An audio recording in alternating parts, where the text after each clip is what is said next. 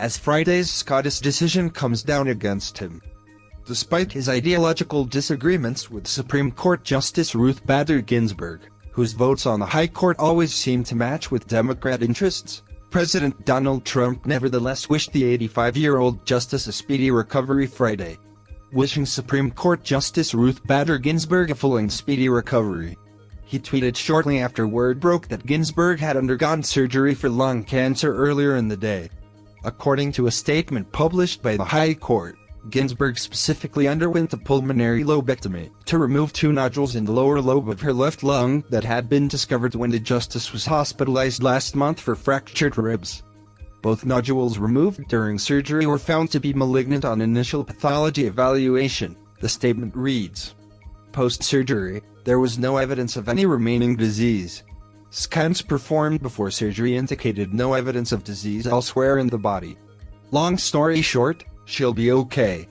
While the announcement that she'd undergone surgery for cancer triggered widespread shock and panic among the left, the president's response to her ordeal provoked some surprise as well. Folks on both the right and left were surprised by Trump's kind words for Ginsburg in part because she had been among the judges who'd voted against his asylum request. Last month the Trump administration instituted a policy that barred migrants who illegally cross into the United States from seeking asylum. Our asylum system is overwhelmed with too many meritless asylum claims from aliens who place a tremendous burden on our resources, preventing us from being able to expeditiously grant asylum to those who truly deserve it, Acting Attorney General Matt Whitaker and Homeland Security Secretary Kirstjen Nielsen announced at the time. Today, we are using the authority granted to us by Congress to bar aliens who violate a presidential suspension of entry or other restriction from asylum eligibility. The administration's argument had been that only the requests of migrants who legally and properly seek asylum at valid ports of entry should be recognized.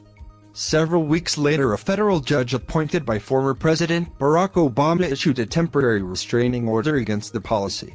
Earlier this month, the Ninth U.S. Circuit Court of Appeals then upheld the judge's decision, setting the stage for the High Court to intervene.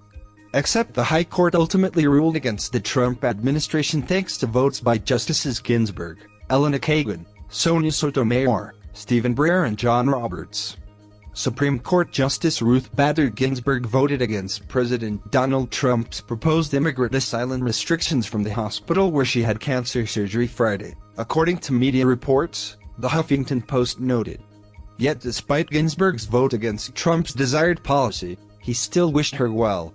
This act of kindness earned him some praise on social media. One Twitter user wrote, "Even though Ruth Bader Ginsburg says the most disgraceful and disrespectful things about our great president, Trump still has the class to give her well wishes.